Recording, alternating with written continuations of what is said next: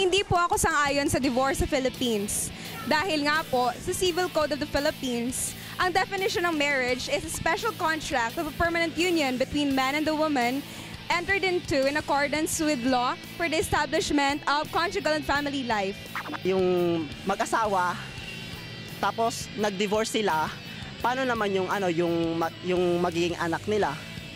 Eh di magkakaroon ng sama ng loob sa kanilang dalawa, magiging rebelde yung anak.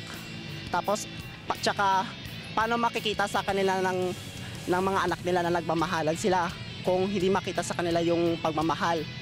Hindi rin matututo yung anak na magmahal. Having a divorce here in the Philippines is not a bad idea after all, because as we all know, many families here in our country are experiencing problems with regards to their relationship. And we must know for a fact that you can't force any relationship if it won't work anymore, especially if we know that we are already experiencing mental or physical problems inside the family. What's the use of being together if you just argue all the time? And it does not just affect the relationship between the husband and the wife, but it also affects the relationship between the children and their parents. And when children see that their parents argue that much, it will really affect how they grow and how they will become better persons in the community. Ang pagmamahalan ay hindi isang laruan o pinaglalaroan mo lang, kundi ito ay isang banal. Kaya para sa akin, hindi karapat-dapat sa Pilipinas ang isang diborsyo. Although we are civilized and modernized people, we must not be like Americans who took for granted family and who underestimates the importance of what family is and giving divorce a meaning of getting away with a relationship.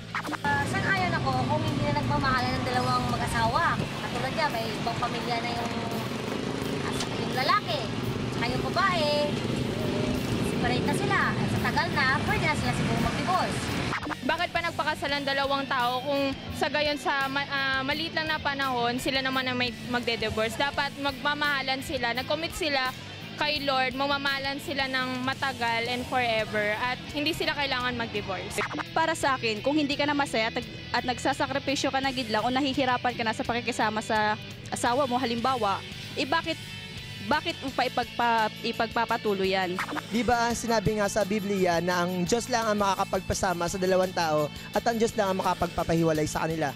Kaya sa akin, kung ang batas ng tao ang magpapahiwalay sa kanila, ito ay hindi karapat-dapat.